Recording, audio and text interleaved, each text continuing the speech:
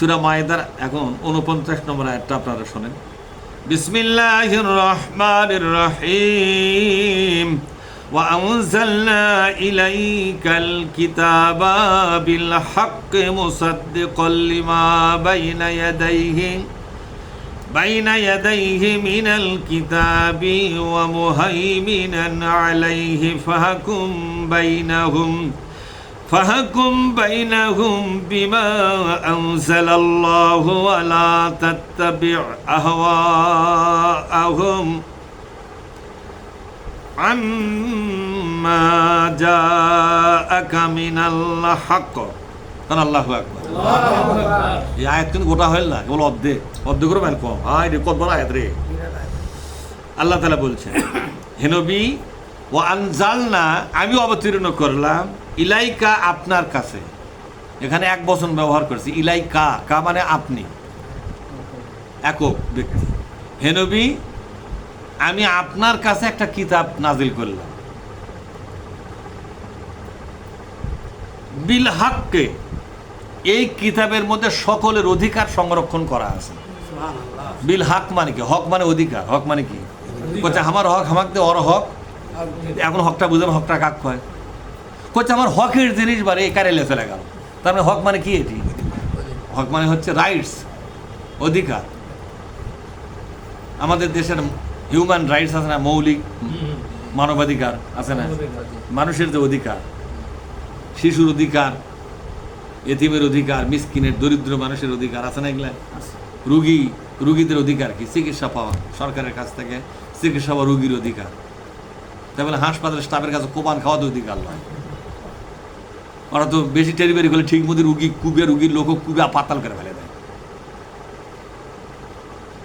তো এই যে আল্লাহ তাআলা বলছেন, এই পৃথিবীর সকল মানুষের, সকল শ্রেণী পেশার মানুষের জন্য, এমনকি সৃষ্টি জগতের যত কীট পতঙ্গ থেকে শুরু করে গাছগাছালি পর্যন্ত, নদী নালা, খাল বিল, সাগর মহাসাগর, সব জায়গাগুলোর কার কি পাওনা, কার কি অধিকার, এটা সংরক্ষণ করার জন্য যে বিধিমালা, সেই বিধিমালা দিয়ে আমি কোরআন নাজিল করে দিয়েছি।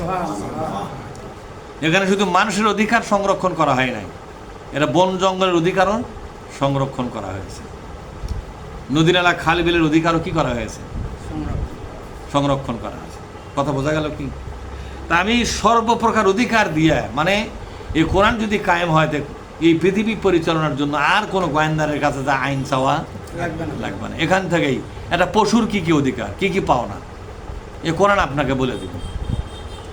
কোরআন যতখানি বলবে, আর বাদ বাকি বিশ্বনবীর হাদিস থেকে সেটা ফায়সালা খুঁজে পাওয়া যাবে কিনা? জোরে।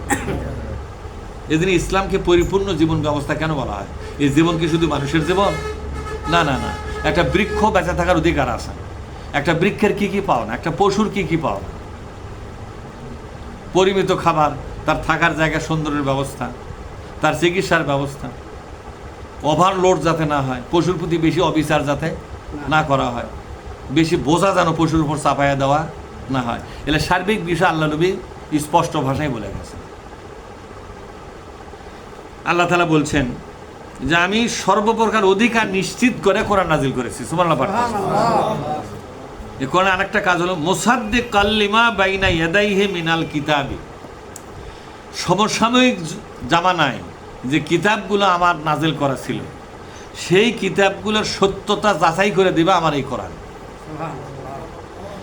সেই সময় ইনজিল কিতাব ছিল, তাওরাত কিতাব ছিল, জবুর কিতাবের কিছু অংশ ছিল।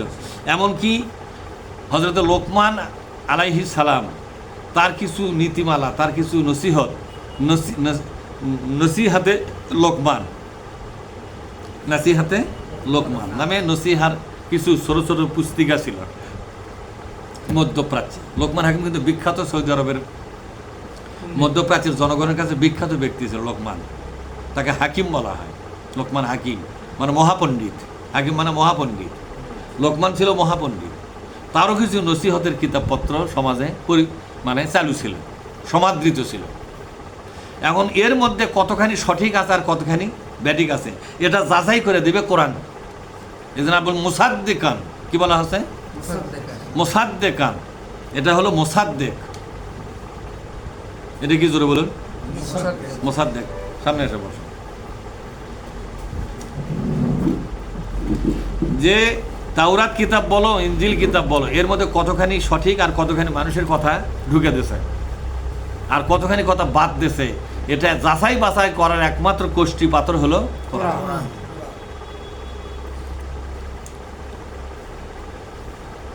ওয়া মুহাইমিনান আলাইহি, মুহাইমিনান এটা সংরক্ষণকারী। মুহাইমিন শব্দের অর্থ হলো সংরক্ষণকারী, অর্থাৎ তাওরাত, জবুর, ইনজিল এবং আরো যে আগে সহিফাগুলো ছিল না, সহিফা ইব্রাহিম নবীর উপরে এবং মুসা নবীর উপরে, যে ইব্রাহিম নবীর উপরে যে সহিফা আসছিল, সে সহিফার একটা কথা সাব্বিহ ইসমা রাব্বিকাল আ'লা, সূরা আলার মধ্যে আল্লাহ পেশ করেছেন, কদ আফলাহা মান তাযাক্কা ওয়া যাকারা ইসমা রাব্বিহি ফাসাল্লা। এতে শেষের দিকে আল্লাহ কি বলছেন, যে এটা হলো ইব্রাহিমের সহিফা। এই কথাগুলো ইব্রাহিমের সহিফাই ছিল, মুসা নবীর সহিফার মধ্যে ছিল। মানে ওই কিতাবগুলোর অনেকগুলো আয়াত কিন্তু কোরআনের মধ্যে আল্লাহ দিয়ে ফেলাছেন। হয়তো বলবেন যে ইব্রাহিম নবীর উপর যে সহিফা নাজিল হয়েছে শুধু হিব্রু ভাষায়, তা আল্লাহ হিব্রু ভাষার অনুবাদ করতে পারে না? আল্লাহ হিব্রু ভাষার অনুবাদ করে আরবি ট্রান্সলেট করে কোরআনের মধ্যে আল্লাহ ঢুকে দিয়েছেন। কথা বোঝা গেল? সেখানে আল্লাহ তাআলা বলছেন যে যারা নিজের জীবনকে পবিত্র করতে পারবে, সর্বপ্রকার অন্যায়, জুলুম, ফাসিকি থেকে নিজেকে হেফাজত করতে পারবে, তারাই সফলতা অর্জন করতে পারবে।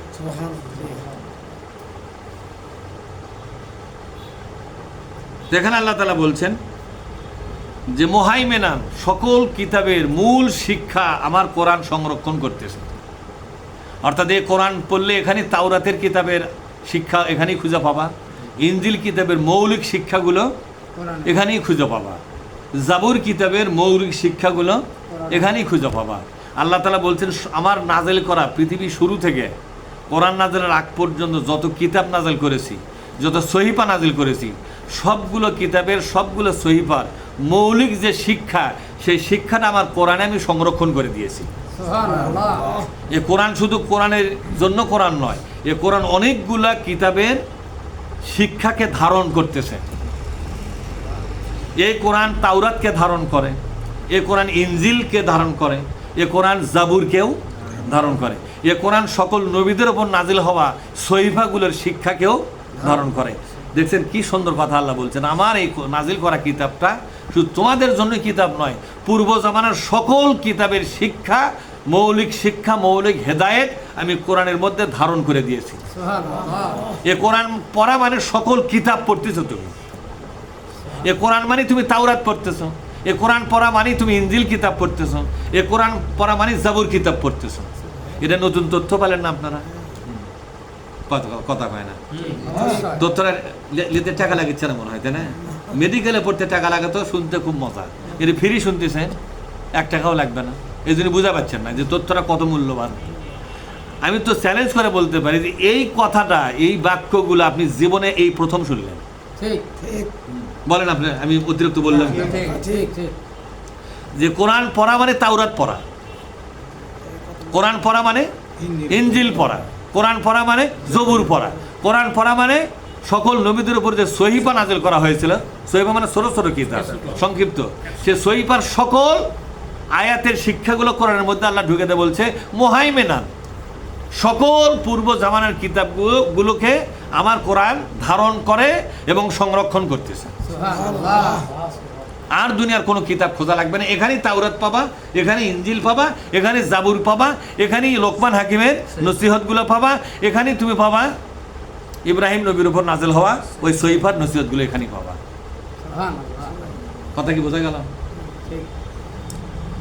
আল্লাহ তাআলা বলছেন ফাহকুম বাইনাহুম বিমা আনজালাল্লাহ। হে নবী, এবার আমাদের নবীকে বলছে, হে নবী আপনার দায়িত্ব হলো তাদের মধ্যে আপনি শাসন ব্যবস্থা কার্যকর করুন। এ কোরআনের মধ্যে যে শাসন ব্যবস্থার নীতিমালা দেওয়া আছে, এই নীতিমালা অনুযায়ী আপনি শাসন কার্য এখন পরিচালনা করুন। নবীকে এই কথা আল্লাহ যে বলল, শাসন ব্যবস্থা তখন কি নবীর হাতে ছিল? না। না না, ছিল। কেমন ছিল? এই সূরাটা মাদানী সূরা। বিশ্ব নবী যখন মদিনার রাষ্ট্রপতি হয়ে গেছে তখন এই সূরা, এটা রাষ্ট্রীয় সূরা। এটা ছিল কি সূরা? রাষ্ট্রীয় সূরা। কারণ এর আগেই আল্লাহ নবীর হাতে শাসন ব্যবস্থা এসে গেছে। যখন শাসন ব্যবস্থা কোরআনের পক্ষের লোকদের হাতে না আসবে, তখন শাসন ব্যবস্থা কোরআনের পক্ষের লোকদের হাতে নেওয়ার জন্য রাজনৈতিক দল গঠন করতে হবে, আন্দোলন চালাতে হবে, এক সময় শাসন ব্যবস্থা দখল করতে হবে।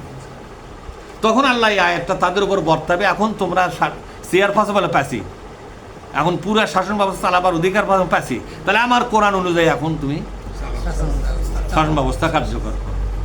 বুঝেন না আমার কথা? এত সহজ সরলভাবে আল্লাহ কথাগুলো বলেছেন, কিন্তু আপনারা কথাগুলো বুঝে নিচ্ছেন না। আল্লাহ নিজে বলছেন, ওয়ালাকাদ ইয়াসসারনাল কোরআন লিযিকর, আমি কোরআনটাকে খুব ইজিভাবে সহজীকরণ করে আমি উপস্থাপন করেছি।